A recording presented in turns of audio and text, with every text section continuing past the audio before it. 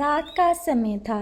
सब पक्षी अपने अपने घरों में सोए हुए थे, परंतु किसी पक्षी को नहीं पता था कि आज उनके साथ क्या होने वाला था। वो सब तो बेखबर गहरी नींद सो रहे थे कि आसमान पर गहरे बादल छा जाते हैं और बादल जोर से गरजता है। बारिश शुरू होती है। बारिश इतनी तेज थी कि पहले कभी किसी पक्षी ने इतनी तेज बारिश ना देखी थी। और फिर चिड़िया की आंख खुल जाती है। कुकू कुकू जल्दी उठो, बारिश बहुत तेज है। ऐसा लग रहा है कि जंगल में बाढ़ आने वाली है। लेकिन मम्मा, हमारा घर तो बहुत सुरक्षित है। कुकू बेटा, इतनी तेज बारिश मैंने आज तक नहीं देखी। न जाने क्यों मुझे आज बहुत डर लग रहा है। वो ऐसे बातें कर ही रहे थे कि उनका घर जोर जोर से हिलने लग जाता है और फिर अचानक से उनका घर टूटकर नीचे गिर जाता है। हर तरफ पानी ही पानी था। कुकू मेरे बच्चे, कोई चोट तो नहीं आई आपके? मम्मा, मैं ठीक हूँ। और आप भी ठीक है ना?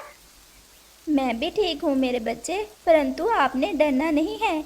ऐसे हालात में डरते नहीं बल्कि मुकाबला करते हैं। वो ऐसे बैठे हुए थे कि कबूतर भी वहाँ आ जाता है। चिड़िया, आपका घर भी टूट गया? मेरा घर तो पहले ही कमजोर था, आपका घर तो ठीक है ना? किसी पक्षी का भी घर नहीं बचा, सबके घर टूट गए बारिश में। बारिश बहुत तेज है, ऐसी बारिश तो पहले कभी मैंने देखी ही नहीं। चलो हम सब कौवे की तरफ जाते हैं, हो सकता है कि उसका घर बच गया हो। और फिर रानो चिड़िया, उसका बेटा कुकू और कबूतर कौवे की तरफ जाते हैं। परंतु कौवा और कौवी तो अपने टूटे हुए घर पर बैठे रो रहे थे। चिड़िया, मेरा घर टूट गया। मैंने पहली बार इतना सुंदर घर बनाया था, अब मैं क्या करूँगी? गोरी बहन, आप अकेले का घर नहीं टूटा, हम सबके घर टूट गए हैं। परंतु आप चिंतित ना हो, हम सब साथ हैं। हम सब मिलकर इस दुर्घटना का मुकाबला करेंगे। आज की रात हम यहीं बैठकर गुजारते हैं और फिर सुबह होते ही कोई उपाय सोचेंगे। वो सब ऐसे ही कौवे के टूटे हुए घर पर बैठकर रात गुजारते हैं। काफी समय बारिश होने के बाद बारिश रुक जाती है और फिर सुबह हो जाती है। अब बारिश के बाद हमारा इस जंगल में रहना तो बहुत मुश्किल है, क्योंकि यहाँ तो हर तरफ बाढ़ आ गई है। हर दिशा में पानी ही पानी है। हमें अब यहाँ से परावास करना होगी। चिड़िया, हम पूर्व वाले जंगल की दिशा में जाते हैं। वहाँ बहार का मौसम चल रहा है और वहाँ भोजन की भी कोई कमी नहीं है। हम भी आपके साथ ही हैं, क्योंकि यहाँ नए घर बनाने से बेहतर है कि हम यहाँ से चले जाते हैं। और फिर वो सब दूसरे जंगल जाने के लिए उड़ते हैं। चिड़िया का बेटा उड़ता तो था, लेकिन उसने अभी नया नया उड़ना सीखा था, इसलिए थोड़ी ही दूर जाकर वो थक जाता है। मम्मा मम्मा, मेरे पंखों में बहुत दर्द होने लगा है, मुझसे और उड़ा नहीं जा रहा। और फिर चिड़िया कुकू को अपने ऊपर बैठा लेती है। वो उड़े जा रहे थे। सफर अभी काफी ज्यादा बाकी था और फिर वो सब थक जाते हैं और एक पेड़ पर बैठ जाते हैं। अच्छी भली जिंदगी गुजार रहे थे, न जाने ये मुसीबतें कहाँ से हमारे भाग्य में आ गईं। मुझे तो भूख भी बहुत ज्यादा लगी हुई है। आप सब देखना, चाहे जितना भी अंधेरा हो, उसके बाद रोशनी जरूर होती है। मम्मा मम्मा, मेरे शरीर में बहुत दर्द हो रहा है। और फिर जैसे ही चिड़िया कुकू को पंख लगाती है, उसका शरीर तो जल रहा था। उसे तो तेज बुखार था।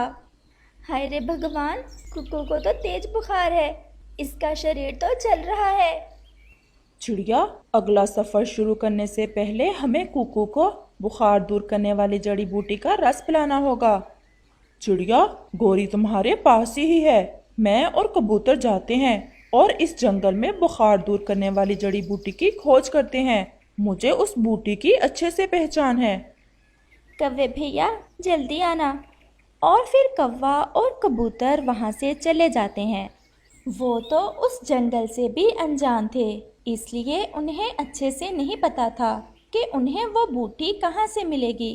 वो सारे जंगल में उड़ते हैं और फिर उन्हें एक बड़े पेड़ पर एक पुराना घर दिखाई देता है और वो दोनों उस घर की तरफ जाते हैं। कबूतर यार, देखते हैं इस घर में कौन रहता है, शायद वो हमारी मदद कर दे।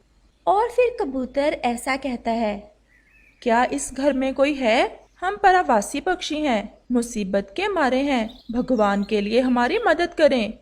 फिर उस घर से एक बूढ़ी फाख्ता निकलती है।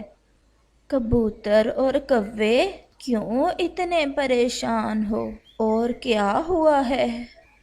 बड़ी माँ जी, हमारे घर बारिश में टूट गए हैं, हम भूखे भी हैं और हमारे साथ जो चिड़िया है उसके बेटे को तेज बुखार है। कुछ समझ नहीं आ रहा, हम क्या करें? अब तो शाम भी होने वाली है, आप मेरे घर में रात गुजार सकते हो। मैं आप सबको खाना भी दूंगी और मोहब्बत भी। कव्वे, आप जाएं और चिड़िया और दूसरे पक्षियों को भी साथ ले आएं। ये तो आपका बड़ा एहसान होगा हम सब पर। जाओ कव्वे, गोरी और चिड़िया को भी ले आओ। बेहतर यही है हम रात यहीं गुजार लेते हैं और फिर कल सूरज निकलने पर अगला सफर शुरू करेंगे। और फिर कौवा दूसरे पक्षियों को लेने चला जाता है। कौवा जल्द ही चिड़िया, कुकू और गोरी को भी साथ ले आता है। आप सब इस घर में सुरक्षित हैं। ये कुछ फल हैं, ये आप खा लें। माँ जी, मेरे बेटे को तेज बुखार है और हमें कहीं से भी बुखार दूर करने वाली बूटी का रस नहीं मिला। मेरे बेटे का शरीर जल रहा है। मैं अभी इस छोटे बच्चे को दवा देती हूँ, मेरे पास दवा है। और फिर बूढ़ी फाख्ता कुकू के मुंह में 2 कतरे बुखार दूर करने वाले रस के डालती है। माँ जी, आप बहुत अच्छी हो। मैं आप सबकी परेशानी समझ सकती हूँ, क्योंकि मैंने भी ऐसे दुख देखे हैं। माँ जी, आप अकेले ही रहती हैं, कोई और नहीं है आपके परिवार में? बूढ़ी फाख्ता तो रोने लग जाती है। मेरा बेटा, मेरी बहू और मेरा पोता सब मार दिए जालमों ने। उनका क्या कसूर था? बस यही कि उन्होंने किसी की मकई से चंद दाने खा लिए थे। ये सुनकर वो सब दुखी हो जाते हैं। कुकू का बुखार अब ठीक था, वो सब फल खा लेते हैं और फिर बातें करते करते सो जाते हैं। और फिर सुबह हो जाती है। अगर आपकी इच्छा हो तो आप मेरे साथ इसी घर में भी रह सकते हैं। आपका बहुत बहुत धन्यवाद माँ जी, परंतु हमें पूर्व वाले जंगल जाना है। वहाँ हमारे और भी दोस्त हैं और हमने सुना है वहाँ बहार का मौसम चल रहा है। जब कभी यहाँ से गुजरना तो देखते जाना, अगर मैं जिंदा हुई तो मिलते जाना मुझसे। और फिर वो सब वहाँ से चले जाते हैं। उस फाख्ता ने जो प्यार उन्हें दिया था उसे वो कभी नहीं भुला सकेंगे। आखिरकार वो सब पूर्व वाले जंगल पहुँच जाते हैं। वहाँ तो हर तरफ पक्षियों के संगीतों की आवाजें आ रही थी। हर तरफ फूल ही फूल थे और फल ही फल। सब बहुत खुश थे। आप सबका इस नए जंगल में स्वागत है। कहाँ से आए हैं आप? हम पहाड़ों वाले जंगल से आए हैं। बहुत मुसीबत देखी है हमने, हमारे घर टूट गए। परंतु अब आपके सब दुख मिट गए हैं।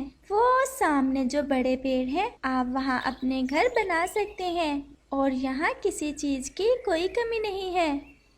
गोरी बहन, आपने देखा कि भगवान ने कैसे हमें अंधेरे के बाद रोशनी दिखाई। अब हम अपने सारे दुख भूल जाएंगे। और फिर वो सब उस जंगल में अपने अपने घर बनाकर रहने लगते हैं।